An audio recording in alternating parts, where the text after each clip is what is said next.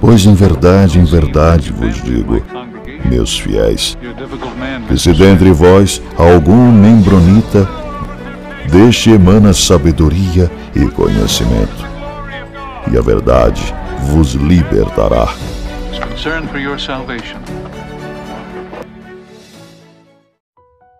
Saudações, membronitas! Vamos iniciar mais um episodinho aqui.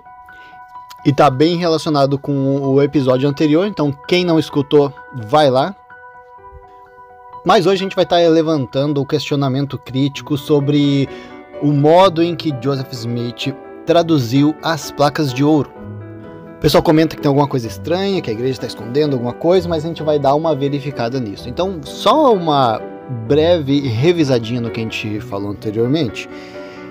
No livro História da Igreja, History of the Church, escrito por Joseph Smith, volume 1, página 54 e 55, ele fala: ouvimos uma voz de fora da luz brilhante acima de nós, dizendo: essas placas foram reveladas pelo poder de Deus e elas foram traduzidas pelo poder de Deus. A tradução que você vê está correta e eu venho para prestar testemunho. Enfim, outra frase também comentada no episódio anterior é que Joseph Smith alegou que o livro era o livro mais correto de todos os livros da Terra. Está no History of the Church também, mas volume 4, página 461. E ao longo dos anos a igreja defende essa afirmação, sim.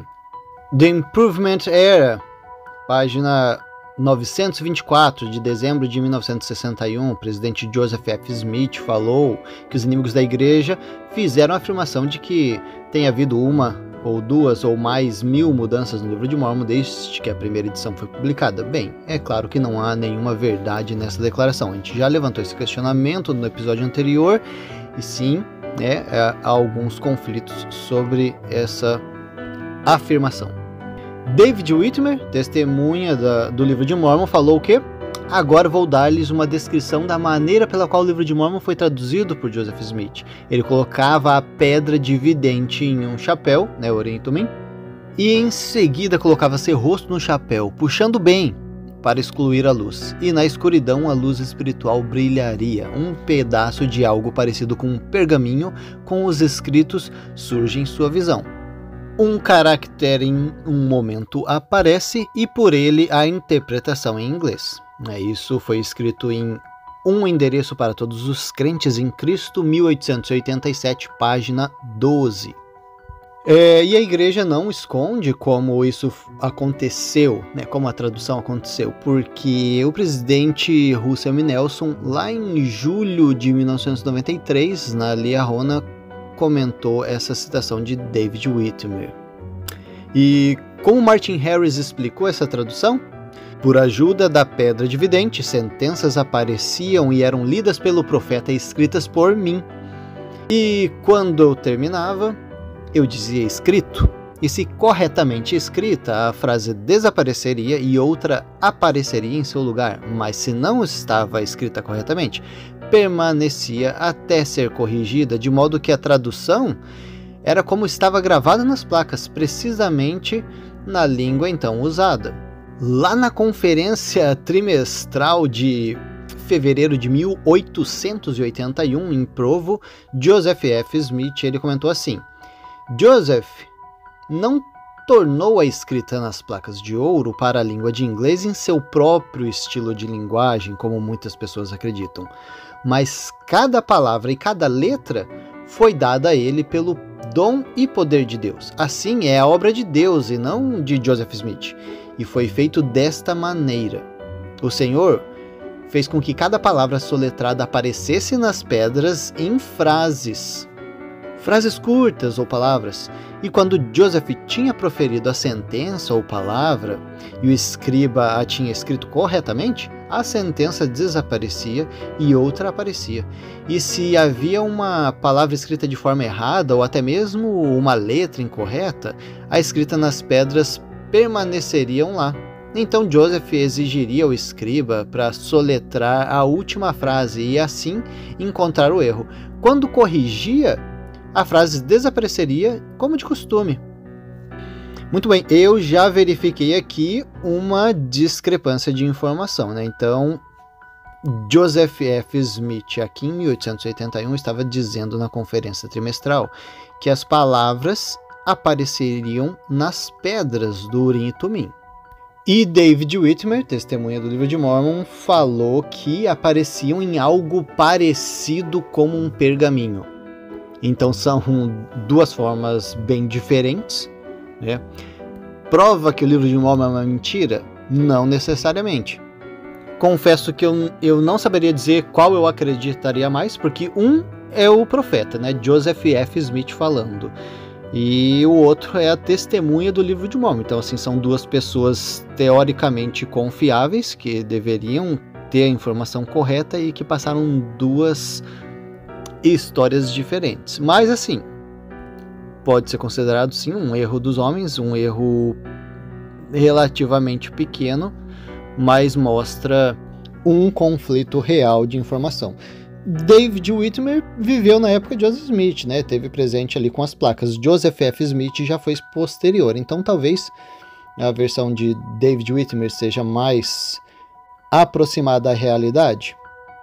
Enfim, mas o fato é que aqui foi confirmado novamente, né, que a tradução foi feita palavra por palavra. Se tivesse alguma palavra errada, ela ia ser corrigida antes de aparecer a próxima palavra, o que é mais uma confirmação de que não deveria realmente conter erros nessa tradução que precisasse ser corrigido posteriormente. Eu tô lendo as críticas, tá? Então as críticas eu vou ler primeiro. Eu vou relatar primeiro e depois eu vou relatar o que a igreja fala sobre, porque faz mais sentido essa ordem. Bom, a primeira escriba de Joseph Smith foi Emma, sim, sua própria esposa, ela que iniciou ajudando ele com essa tarefa de tradução. E Joseph Smith III, o filho de Joseph Smith, fez algumas perguntas sobre essa tradução, né, para sua mãe, e ela respondeu assim: ao trabalhar para seu pai, frequentemente escrevi dia após dia, muitas vezes sentada à mesa perto dele, e ele sentado com a sua face enterrada no chapéu, com a pedra nele, e ditando, hora após hora, com nada entre nós. Foi retirado de Last Testimony of Sister Emma, capítulo 3, versículo 356. Então, o que a crítica alega é que o mais curioso disso é que ele não usava as placas de ouro, né? Então, declarações mostram que as placas ficavam escondidas em um tronco e quando estavam presentes, ficavam enroladas numa toalha de linho. E basicamente, né, o que a crítica fala é, né, para que todo aquele trabalho dos profetas antigos em esculpir os caracteres nas placas de ouro, se elas não iam nem ser usadas durante a tradução. Aí só para confirmar, pessoal, eu não vou ficar trazendo especulação, né, argumentação fraca, tá? Eu vou trazer aqui documentos, né, para a gente estar analisando. Uma outra citação que confirma essa versão da Emma foi dada por David Whitmer também, numa entrevista dada ao Kansas City Journal em junho de 1881. Ele fala assim: eu também, a família de meu pai e a esposa de Smith, Oliver Cowdery e Martin Harris, estávamos presentes durante a tradução. Ele não usava as placas na tradução. E Richard Bushman falou assim: quando as placas não estavam no seu tronco, estavam envoltas em uma toalha de mesa de linho, tá? A Richard Bushman, ele escreveu o livro Joseph Smith e o início do mormonismo, isso está na página 98. Tá? Esse Richard Bushman, só para explicar, ele é um historiador americano especializado na história colonial americana e também na história do mormonismo. É um membro da igreja bem renomado, com bastante estudo sobre a religião. Tá, o que se sabe hoje sobre essas pedras de vidente que Joseph Smith usava? É contado que ele encontrou pelo menos 3 dessas pedras mágicas, pedras de vidente, né? Uma marrom, uma branca meio opaca e uma outra meio esverdeada em formato de concha.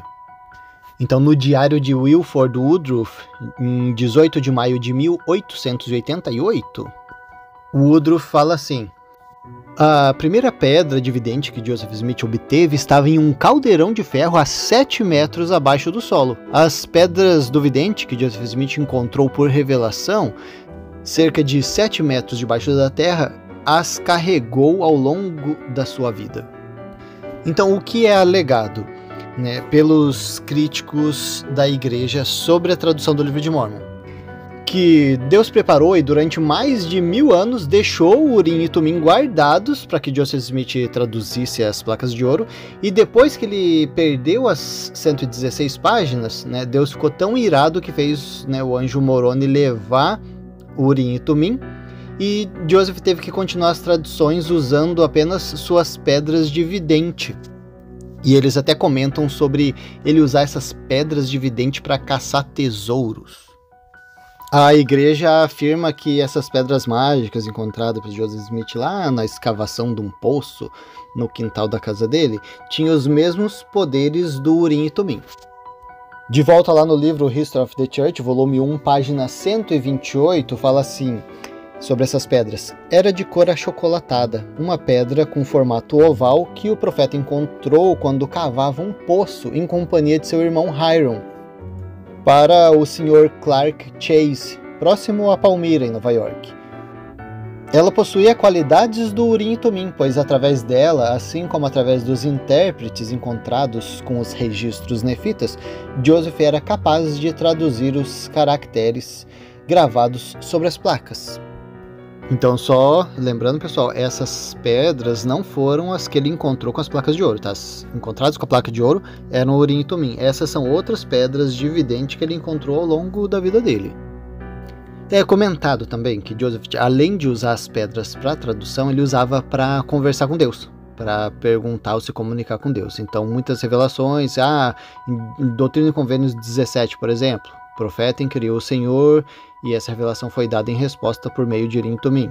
Ou também, né, na História da Igreja na Plenitude dos Tempos, página 56, fala que a pedido de Hiram, Joseph consultou o Senhor por meio do Urim e Tumim para saber a vontade de Deus. Tem bastante referências sobre isso. E ainda na página 56, né, fala, esperava que isso convencesse Lucy de que o trabalho era autêntico, fazendo-a parar com suas críticas. Joseph consultou o Senhor por meio do Urim e Tumim. A resposta foi negativa.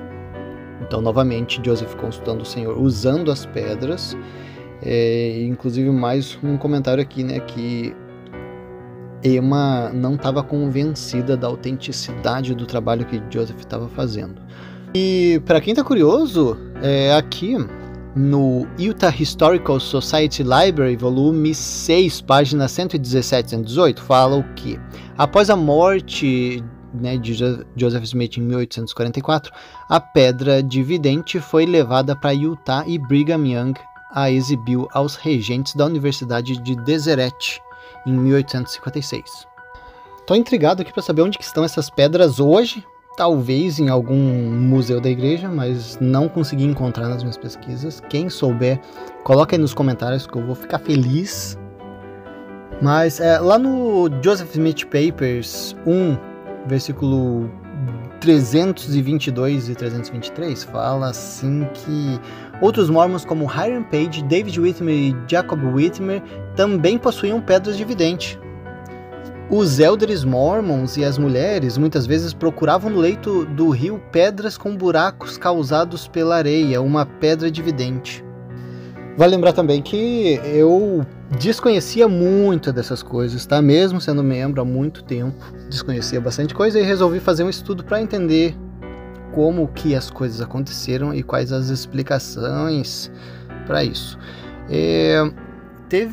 Quando Joseph Smith morreu, muitas pessoas alegaram que seriam os sucessores de Joseph Smith, não foi só Brigham Young, né? Então teve o próprio filho de Joseph Smith, né, Joseph Smith III, e teve um outro cara também chamado James Strang, né, e ele acabou, né, se revoltando, criando a própria igreja dele, e também traduziu algumas placas de metal antigas, então fez o próprio livro do Strang lá, usando pedras de vidente. Uma história interessante é que depois a gente pode estar vendo mais detalhes sobre essas coisas. Bom, tem um projeto que é o Joseph Smith Papers, inclusive aquele Richard Bushman que a gente citou, né? Ele faz parte desse projeto, que é estudo, identificação, tradução e explicação de muita coisa que aconteceu ali na época de Joseph Smith e da época da criação da igreja. E algumas partes desse estudo já foram disponibilizadas, né? Inclusive a igreja lá em 2014, em agosto de 2014, publicou, por exemplo, pela primeira vez fotos, né, imagens das pedras de vidente utilizadas por Joseph Smith. Então nós temos, se buscar na internet, mas eu estou coletando, tá? Como eu falei, estou criando um documento com, né, essas informações que eu coleto, tem até algumas imagens, então sim, né, se alguém tiver interessado, eu vou ver como que eu vou disponibilizar isso depois. Mas temos lá fotos das pedras de vidente utilizadas por Joseph Smith. E a igreja lançou o livro Revelações e Traduções, que faz parte desse projeto de Joseph Smith Papers. Tem um membro dos 70 que também foi historiador, chamado B.H. Roberts. Ele viveu entre 1857 até 1933. Ele estava muito curioso sobre essas pedras de vidente, né? Imagina, historiador da igreja, então estava bem curioso.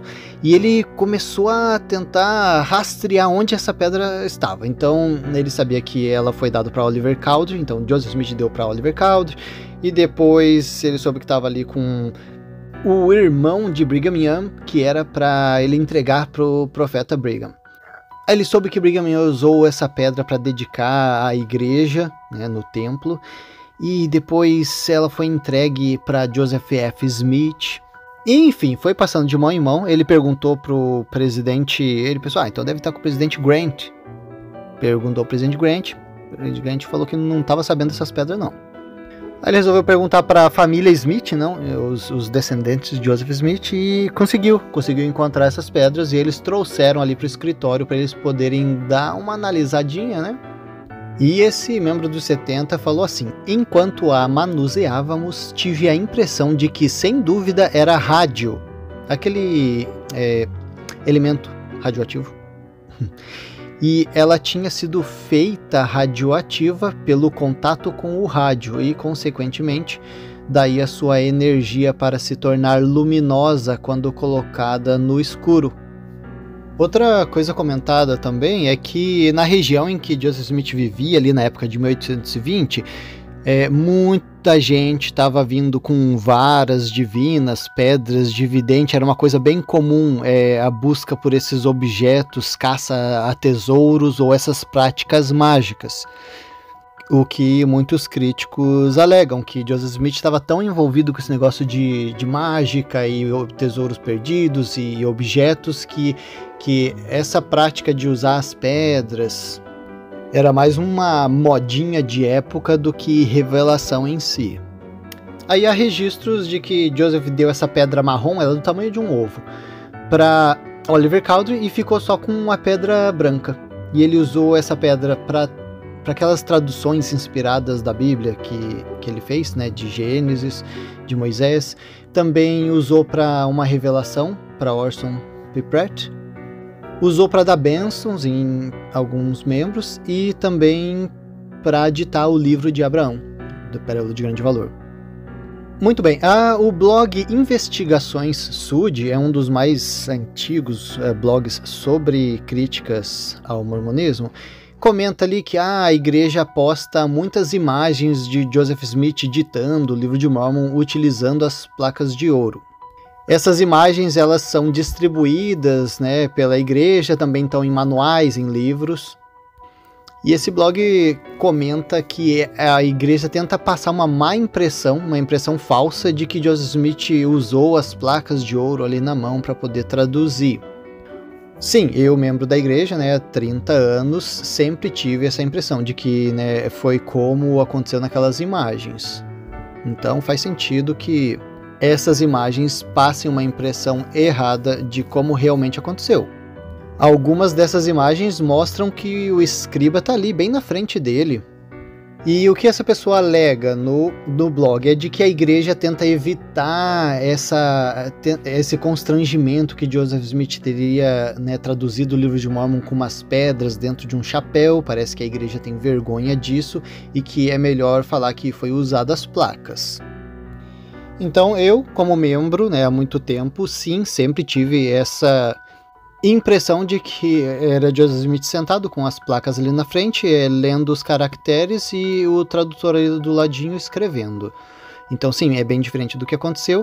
E realmente sim, estou curioso para saber por que a igreja, sabendo que não foi daquele jeito, porque publicou então as imagens representando de forma bem diferente, né, nos livros, né, em todos os livros e manuais a imagem induz a gente ao erro. Então por quê? Sim, estou curioso para saber o porquê.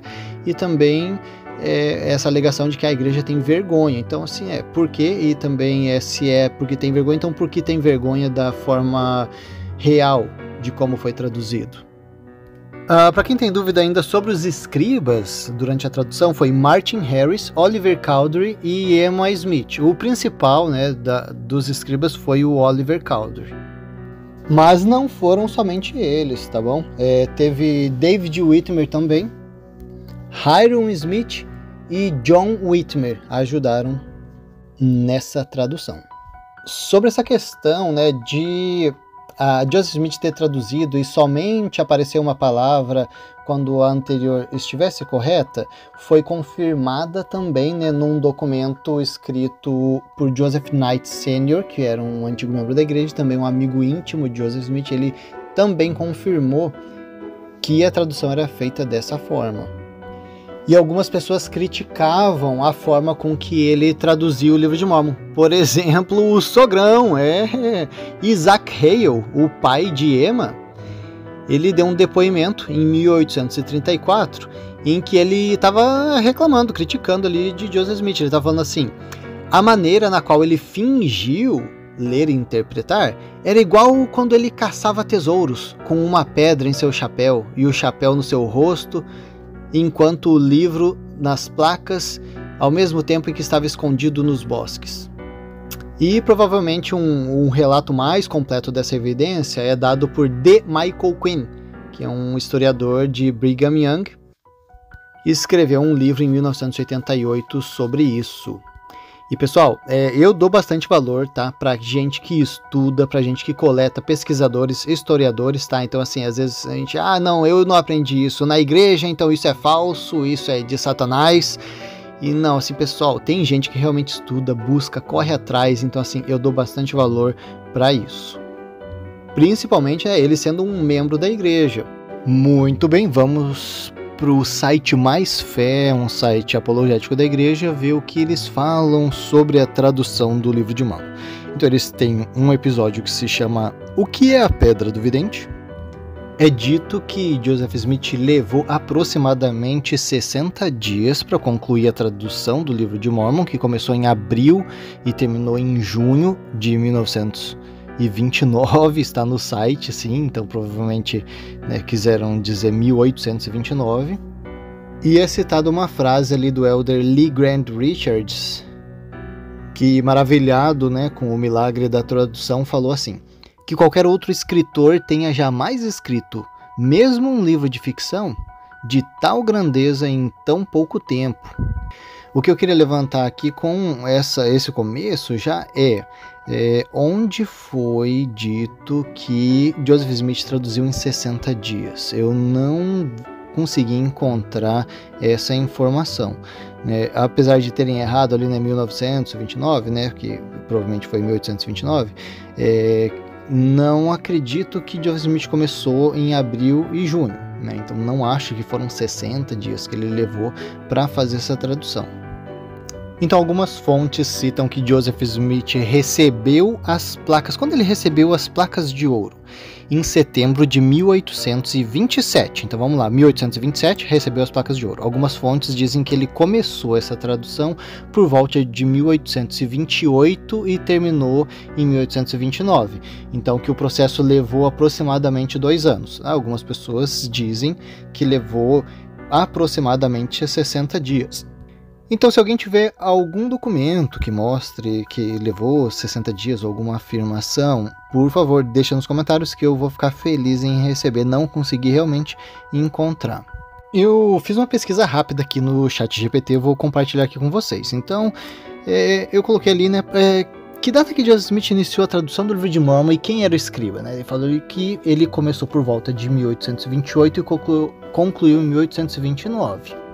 Então daí eu coloquei, qual mês aproximadamente ele iniciou? Daí ele falou, começou aproximadamente em abril de 1829, então já entrou numa contradição ali no próprio chat GPT. Então ele baseia em várias informações e quando as informações são inconclusivas, não tem uma coisa bem determinada, o site ele vai entrar em algumas contradições mesmo.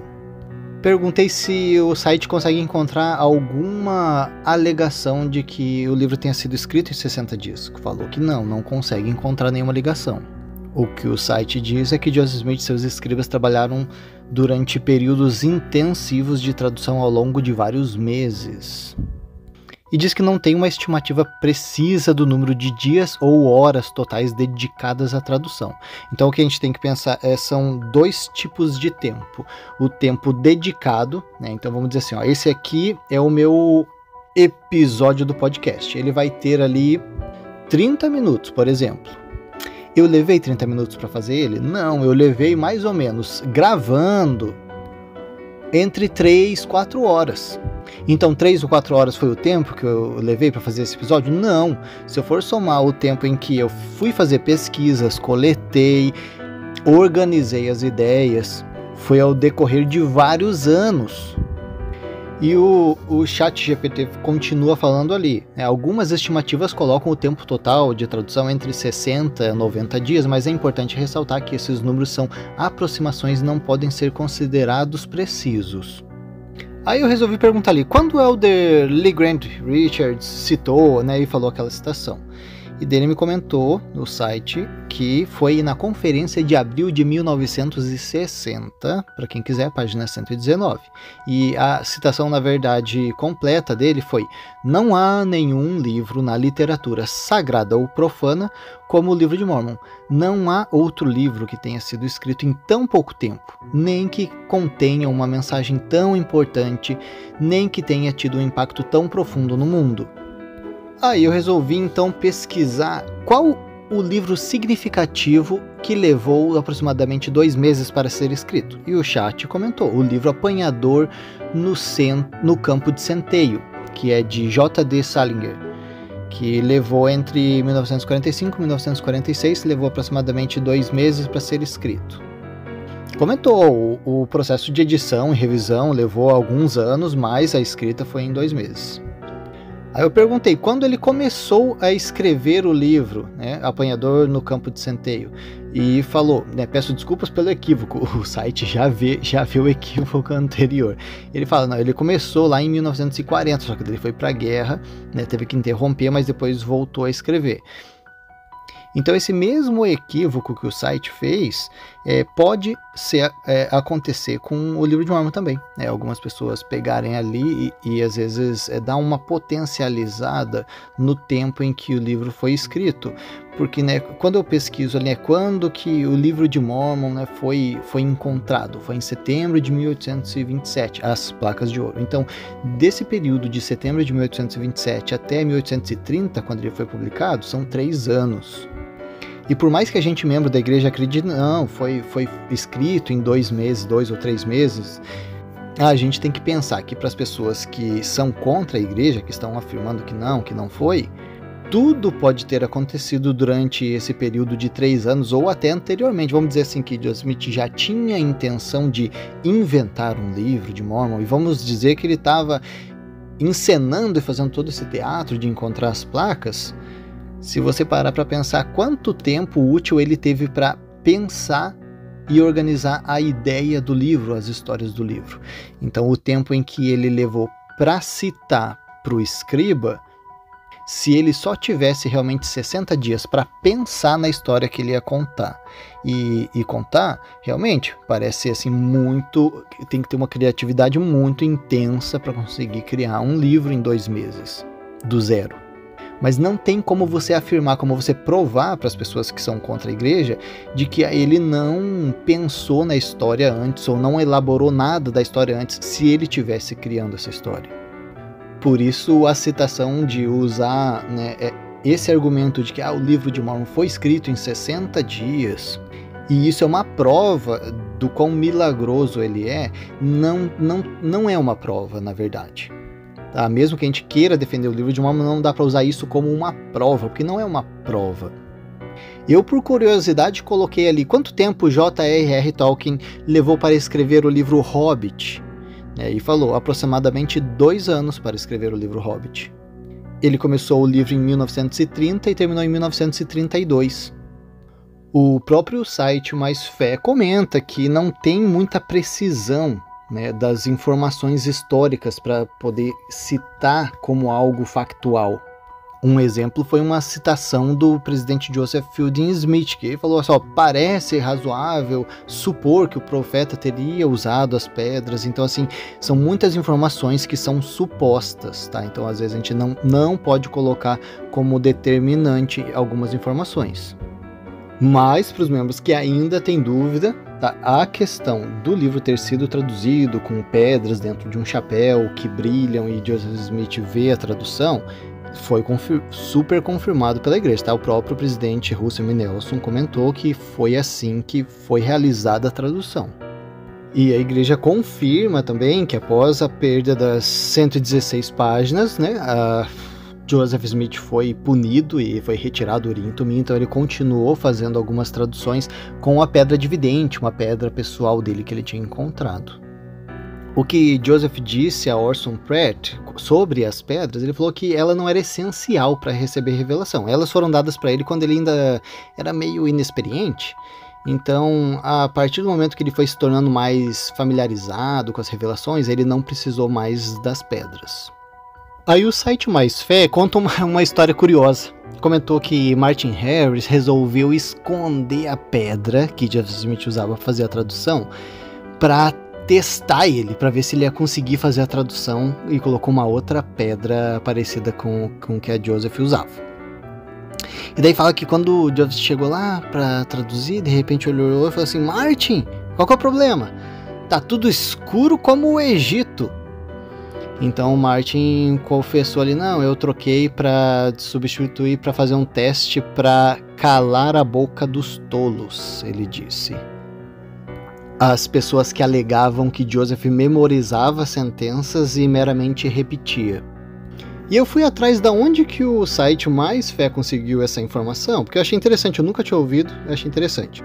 Eles falaram, a gente encontrou lá no site, no blog do Intérprete Nefita, mais um blog que comenta as coisas da igreja apologeticamente. Aí eu fui, olha só o trabalho de pesquisa, vocês não têm noção. Aí eu fui lá no blog, né, do Nefita, para ver da onde eles conseguiram essa história. E daí consegui encontrar lá nas notas de rodapé que eles conseguiram numa mensagem de 1988.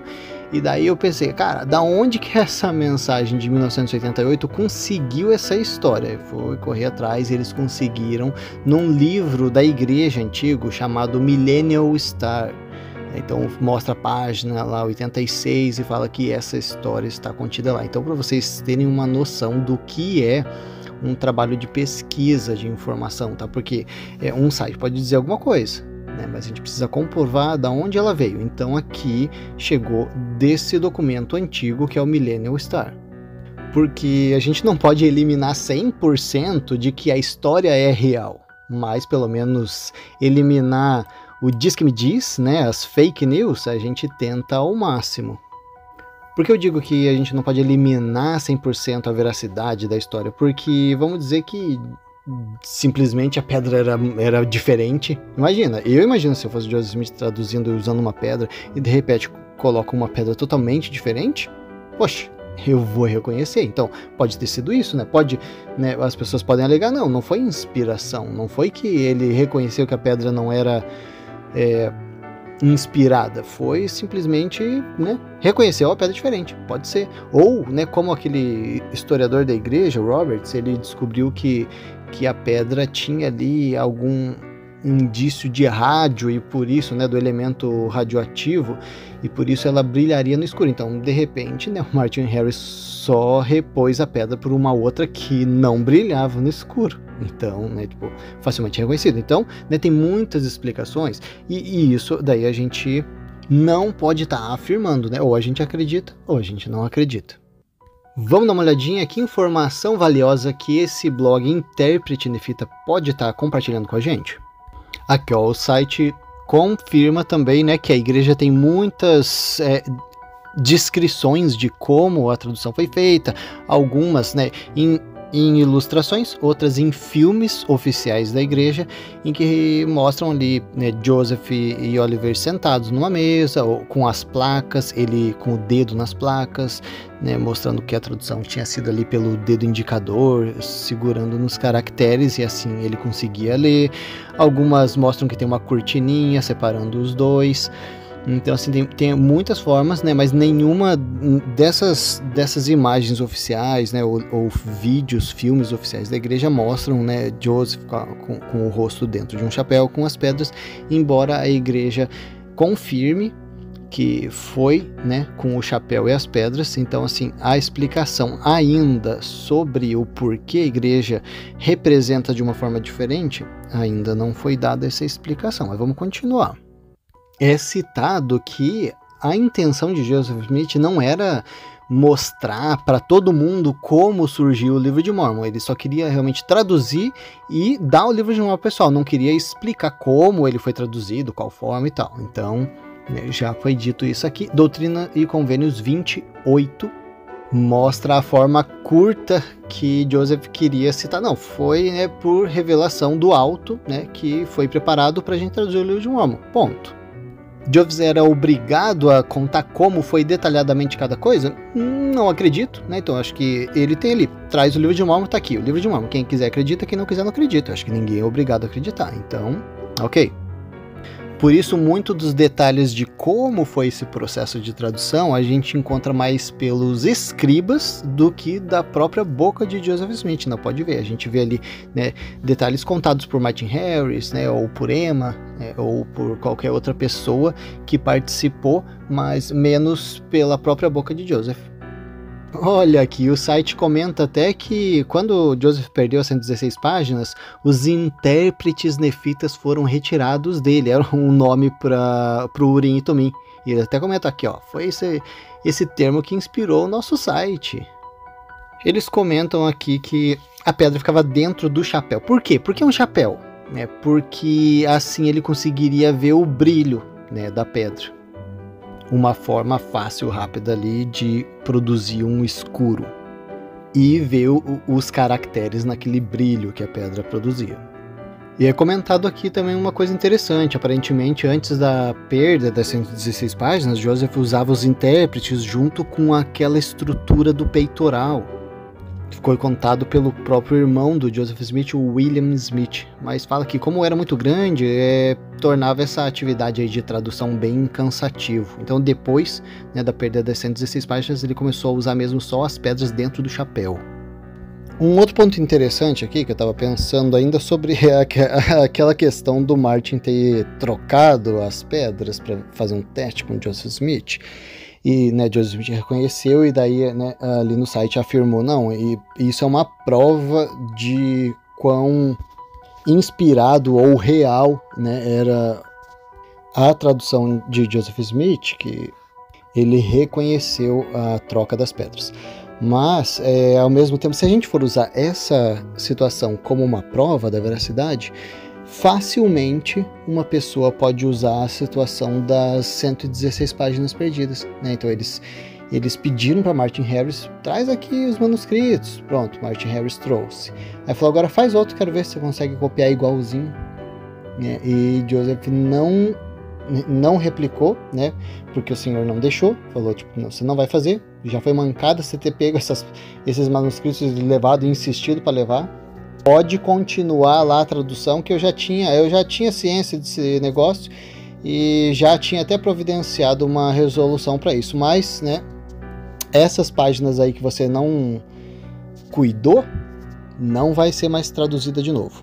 Então, facilmente, uma pessoa poderia utilizar essa situação para comprovar que a tradução de Joseph Smith não era inspirada, era só uma invenção, porque então ele não consegue, né? Não consegue traduzir de novo, então você é fake.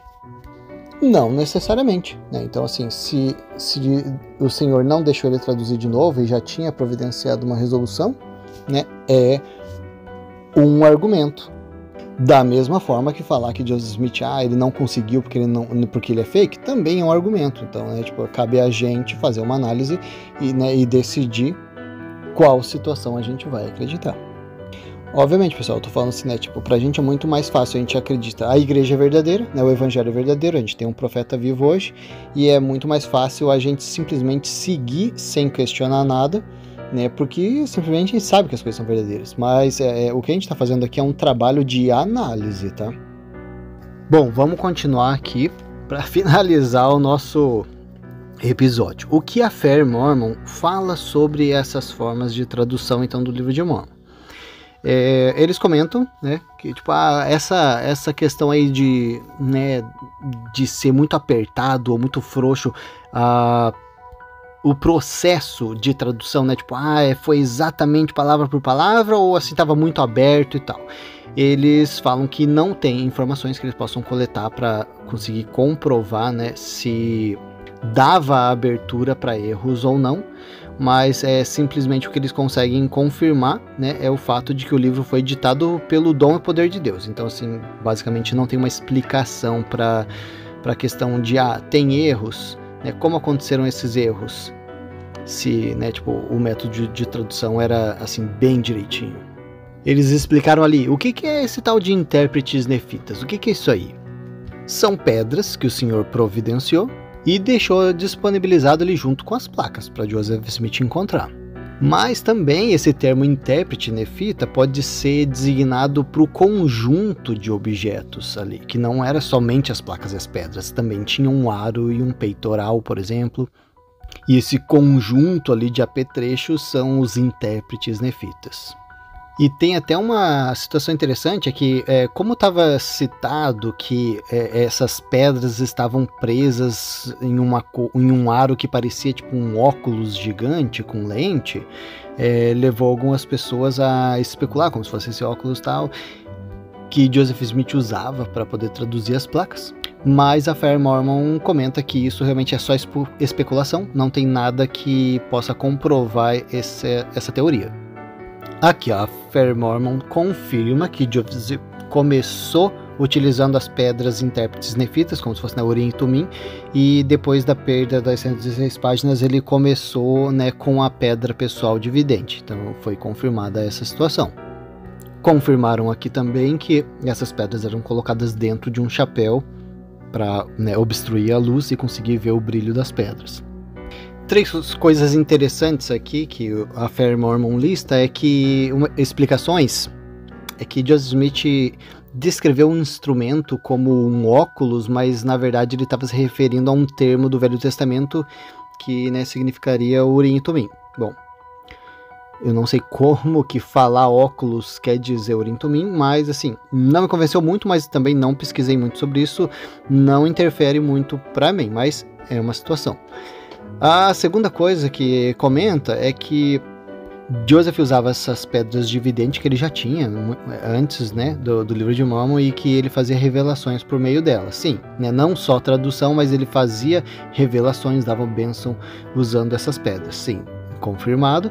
E a terceira coisa que eles citam é que os registros mostram que ali, depois que ele estabeleceu a igreja em 1830, ele parou de usar essas pedras para receber revelação e começou a receber revelação somente, tipo, né, orando ao Senhor, sem precisar usar nenhum instrumento externo, né? A questão para mim, que nem sabia sobre a utilização de pedra ou de qualquer outro objeto, o porquê usava, né? Tipo, se qualquer um, como o Tiago 1,5, né, ou em Moroni, cita que a gente pode simplesmente pedir a Deus, né, e ele vai nos fornecer, porque a utilização desses objetos, né? Não estou dizendo que é totalmente invalidado, mas a questão é o porquê. Porque a utilização dos objetos simplesmente poderia receber as revelações somente inquirindo ao Senhor.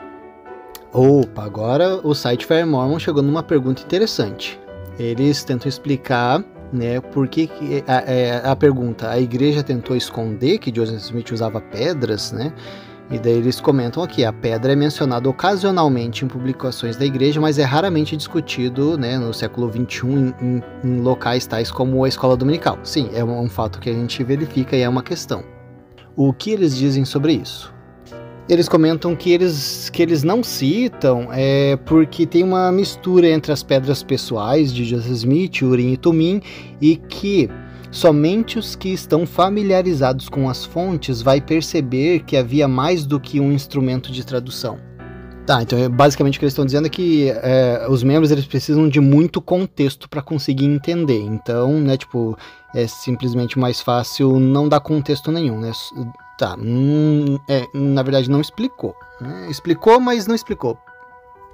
Dito isto, a igreja tem sido muito franca sobre o uso da pedra dividente, embora o produto da tradução do livro de Mormon é geralmente dado muito mais atenção ao processo. Eles citam ali vários lugares onde a igreja disponibiliza essa informação, né, de que foram usadas pedras. E o que eles comentam em defesa é que o presidente Russell M. Nelson, na época, né, dos 12 apóstolos, tinha falado na Ensign, ou seja, na Liahona, sobre essa questão das pedras, né, e de como Joseph tinha traduzido.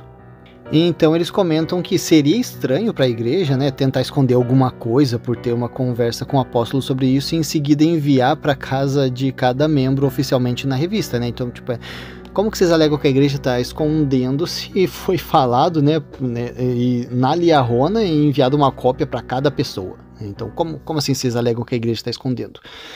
Sim, a questão é de ser nas ilustrações, né? A alegação é de que, né, porque nas ilustrações, nos filmes é mostrado de uma forma, né, o que causa muito mais impacto, né? Então, para uma pessoa ir lá e ler na revista que foi dito assim, você acredita mais no visual do que às vezes você nem tem acesso àquela informação, digamos assim, você acabou nem lendo aquela parte, mas você acabou assistindo o filme. Então a questão mesmo aqui pra mim, né, tipo, eu sei que algumas pessoas alegam, a igreja esconde. Não acredito que a igreja esconde, né, porque está bem disponibilizado essas informações, mas a questão é por que foi retratado de uma forma.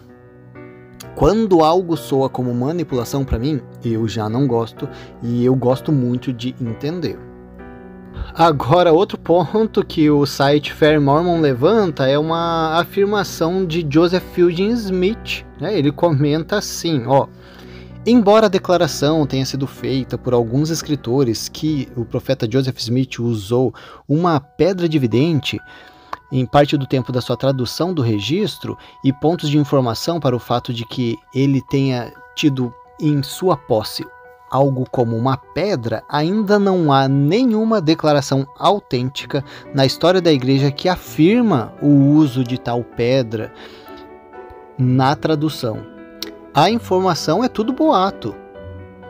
E eu pessoalmente não acredito que esta pedra foi usada para tal finalidade. Mas é fácil uma história deste tipo circular devido ao fato de que o profeta possuía uma pedra dividente e de que ele o usou para tais fins. E o que o site Fair Mormon explica sobre essa situação, eles falam que o que Joseph Fielding Smith quis dizer com essa situação é que Joseph não usaria a pedra dividente dele, em vez de usar o Urim e Tumim, que eram as pedras mais oficiais da igreja. Então ele falou, né, tipo, essas pedras inferiores aí de Joseph Smith não foram usadas não. Mas enfim, né, a igreja assume que Joseph usou tanto Urim e Tumim quanto as pedras pessoais. Então, né, essa declaração de Joseph Fielding Smith, um profeta da igreja, está equivocada, né? Então assim, acabou que eles vieram explicar, mas não explicou. O que o site Fair Mormon comenta é que Joseph Fielding Smith deixou claro que isso era a opinião dele, não era uma revelação oficial da igreja. Joseph Fielding Smith comentou ali, né? A informação é tudo boato. né? E pessoalmente eu não acredito que a pedra foi usada para se finalizar. Então assim, ele deixou bem claro que essa parte ali, eu pessoalmente e tal, mas muita coisa ele citou como uma certeza e algumas coisas, então eu não colocaria tipo tudo como uma opinião, né? Tipo, ele deixou claro a parte que é opinião e a parte que é tudo boato, né? Tipo, é certeza. E também, né, como um profeta da igreja, a gente tem uma responsabilidade do que é falado. E a outra questão que o Fair Mormon explica é, né, se as placas de ouro não eram necessárias, nem foram usadas, né, então, né, qual é a necessidade delas? E a explicação é bem simples, que eles comentam ali, né? Realmente é confirmado, né, por várias citações de escribas que ele não usava as placas, nunca usou as placas. Às vezes elas nem estavam com eles ali para tradução, e às vezes quando estavam em cima da mesa com um tecido tampando. E basicamente é dito que o poder dele de tradução era vindo de Deus e não tinha necessidade realmente das placas. Realmente, se Deus fosse repassar as palavras das placas para ele, nada impede do Senhor saber aquelas palavras mesmo sem a utilização das placas. Sim, é fácil de entender isso. O que é dito é que a presença das placas, a existência delas, era vital para demonstrar a história que ela estava trazendo, a veracidade dessa história. Então, não explica realmente, mas é uma hipótese a ser levada em conta. É a mesma coisa que eu vou chegar aqui pro meu filho, vou pegar ali o livro O Hobbit, por exemplo, e vou contar a história para ele. Então, eu tô aqui com o livro na minha mão, tá aqui, ó, meu filho, eu vou contar essa história para você. Eu deixo o livro ali em cima e conto a história para ele, porque eu já li o livro, eu conheço a história. Então é mais ou menos uma representação do que aconteceu. Deus sabia toda a história, ele estava citando para Joseph Smith, e Joseph Smith estava, né, traduzindo para o inglês. Estava sendo mostrado para Joseph Smith, mesmo sem usar as placas, nas pedras, né, ou no pergaminho, o caractere e a palavra em inglês. Então, qual a importância das placas? Bom, é listado ali, né, que elas foram vistas por testemunhas, então para dar uma evidência sólida. Outro ponto levantado é a existência dela e todo o esforço de Joseph chegar lá e desenterrar e carregar e traduzir e cuidar. Foi uma preparação para ele realizar essa tradução. E outro ponto levantado é que Joseph copiou alguns caracteres das placas para dar para Martin Harris, né, para ele ir mostrar para os instruídos. Então, basicamente, as utilizações das placas de ouro. É como se Joseph recebesse a revelação para a tradução do livro de Mormon, para a escrita, né, do livro de Mormon, e alguém perguntasse, de onde é que você está tirando isso? Está inventando? Ele fala, não, está aqui, ó, as placas de ouro. É da onde está vindo essa revelação. Então, uma prova física.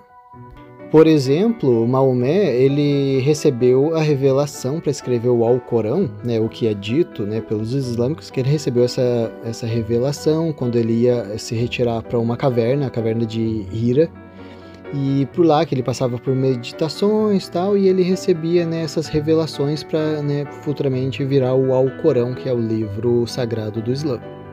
Então Maomé tinha os escribas dele também, que iam compilando tudo e depois juntaram para formar esse livro, mas basicamente ele recebia, né, como revelação e transmitia oralmente ali para o pessoal escrever, mas assim, fala assim, de onde você está tirando isso? Revelação, né? Então assim, não tinha uma coisa física para ele mostrar, tá vindo daqui.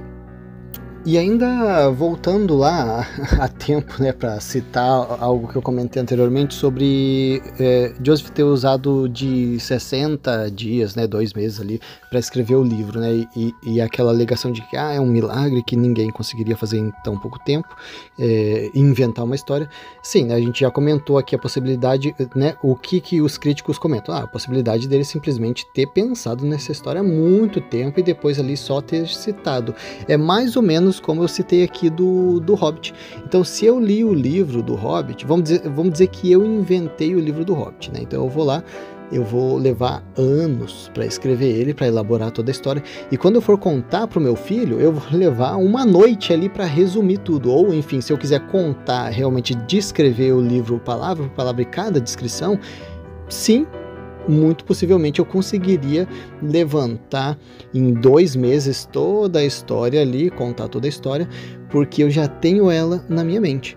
Então, realmente, essa parte de que 2 meses seria impossível criar, exatamente, seria bem difícil uma pessoa criar toda essa história com todos esses detalhes em 2 meses, mas se a pessoa já tem os detalhes na cabeça, é bem possível. Tá? Então, assim, eu não estou dizendo o livro de Mormon é falso, né? Tipo, o Joseph Smith inventou. Estou dizendo que isso não é um argumento muito forte. Bom, nós temos muitas citações de época e até atual, mas a maior parte de época no site Fair Mormon. Então, esse site Fair Mormon, ele coleta muita informação e ele discorre sobre essas informações, né? Então, são estudiosos, historiadores da igreja que coletam as informações e discorrem sobre elas. E estão todas disponíveis lá no site, né? Então, assim, tem muita citação de muita gente falando sobre como, né, o livro de Mormon foi traduzido, qual a maneira, o que foi usado, quem estava, quem não estava, o que tinha, o que foi usado, o que aconteceu. Foi tudo coletado e está disponibilizado lá. Então, para quem tiver interesse, a gente deu uma resumida em alguns aspectos dessa tradução aqui e a gente comentou sobre elas, sobre o que, né, a igreja explica, sobre o que a igreja não explica, o que fica pendente. Então, entre as coisas pendentes, tá ali, né? Tipo, por que a igreja representa em filmes e figuras, né, Joseph usando as placas ali com o dedinho, quando não foi, e a própria igreja assume que não foi. Por que a forma correta não é ensinada, por exemplo, na aula de doutrina do evangelho, né? Então, porque a explicação que foi citada é que as pessoas precisam de muito contexto para entender, né? Vai soar muito estranho para elas se elas souberem da forma real como aconteceu. Então, simplesmente vamos contar de uma outra forma mais fácil de assimilar.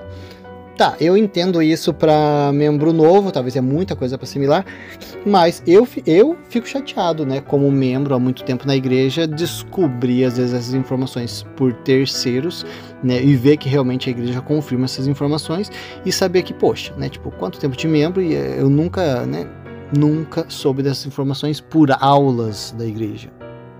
Também essa questão, né, de Joseph usar bastante pedra, algumas pedras que orientam mim, outras pedras que eram dele, e receber revelação por ela. Não é uma questão para mim ele se utilizar desses objetos, como se o Senhor providenciou esses objetos, né, para ele utilizar, mas é porque era utilizado na época e não é utilizado hoje, então, por exemplo. A parte de ele ter traduzido sem utilizar as placas às vezes ficarem meio escondidas, dá brecha sim pro pessoal falar, por mais que eles explicam ali, né, não é, tipo, o Senhor providenciou a informação, né, não tinha necessidade das placas, mas eu acho que seria de mais valia ainda para a obra as placas terem sido usadas, né? Então, tipo, a questão para mim, tipo, ainda fica fraco a questão de o porquê ele não utilizou.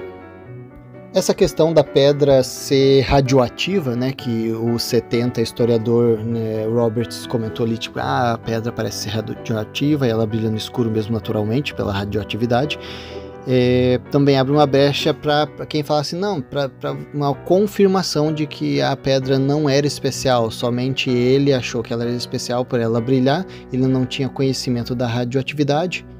Então é um ponto que não prova que a igreja é falsa e que não teve revelação, mas também é um ponto interessante a ser levado em conta. Outra parte pendente é a questão de Joseph Fielding Smith ter negado que Joseph usou as pedras, quando depois a igreja confirma que mesmo que uma parte dessa citação tenha sido somente, né, opinião dele, mas uma parte assim ficou bem visivelmente como algo factual. O fato também de tentarem falar que o livro de Mormon foi escrito em 2 meses, para mim parece, vamos dizer assim, uma manipulação. Pode ser que tipo, ele levou mais tempo, considerando várias coisas, e você tenta manipular a informação para ela parecer mais impressionante. E é aquilo que eu já falei, quando tem manipulação, eu não gosto.